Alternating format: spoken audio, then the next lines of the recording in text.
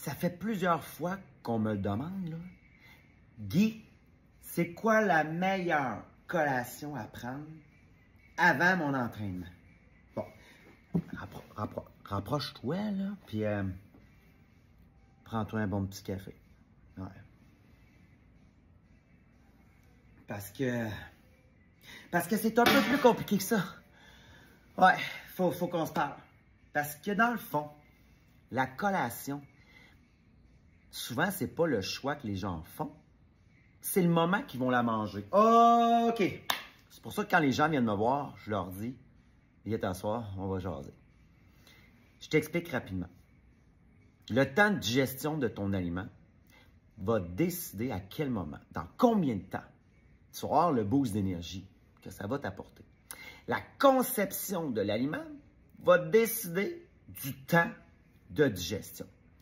Un glucide simple, un fruit, pas de fibres, un jus de fruits plus rapide. Donc, 1h30 de digestion pour un bon sucre.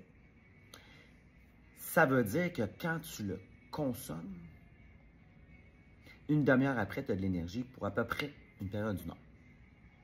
Si c'est un fruit avec des fibres, comme une orange, là, on parle de 2h30 de digestion environ. Donc, c'est toujours la dernière heure que tu as ton énergie. 2h30 moins 1, ça veut dire que si tu le consommes, c'est dans 1h30 que tu vas avoir ton énergie. Si en plus, il y a des protéines, là, tu ajoutes une autre heure. Tu vas avoir ton énergie dans 2h30. Puis si en plus, tu as une super de bonne barre protéinée, mais avec des lipides, des gras à l'intérieur, on est rendu à 5 heures de digestion. Donc, ton énergie, tu l'as dans 4 heures.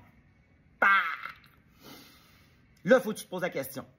Est-ce que tu peux jouer avec le moment que tu manges ta collation? Donc, si tu veux, exemple, ta barre, il faut que tu la manges 4 heures avant ton entraînement. Mais si tu peux pas déplacer ta collation, ou si c'est logique, il faudrait que tu la manges tout de suite après ton repas, bien là, à ce moment-là, il faut que tu changes ton aliment, selon ce que je viens de te dire. Et tu vas avoir ton énergie pas mal au bon moment. OK. Mais là, il y en a qui me demandent, mais Guy, après mon entraînement, qu'est-ce que je prends comme collation? Encore là, tu as une bonne question à te poser.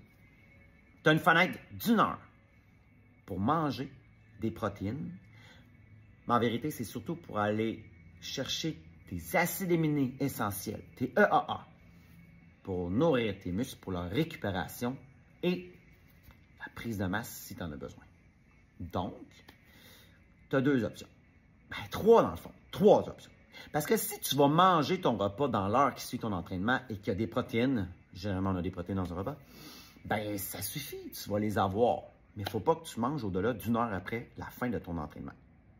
C'est l'option 1. La meilleure, selon moi, tu manges un bon repas. Mais si tu manges plus tard qu'1 heure après ton entraînement, selon le moment de la journée que tu t'entraînes, c'est pour ça que là, ça devient intéressant d'apporter un shake protéiné à boire. Très facile à apporter, ça se prépare dernière minute, ça se prend bien en route, c'est réglé. Mais tu manges des calories, tu consommes de l'énergie, tu prends des protéines, tu as un breuvage.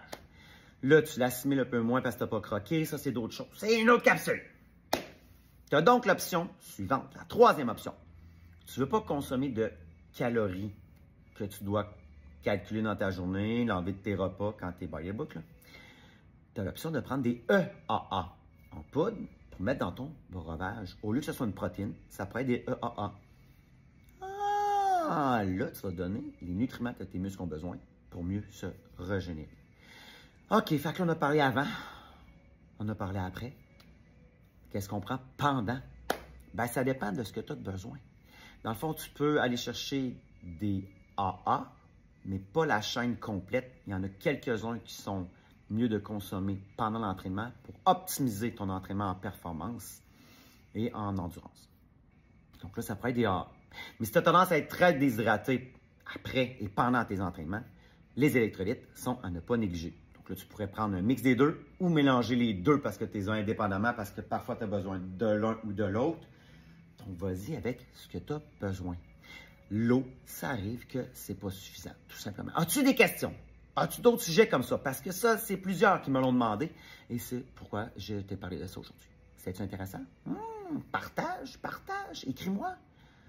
Au plaisir. Bonne journée.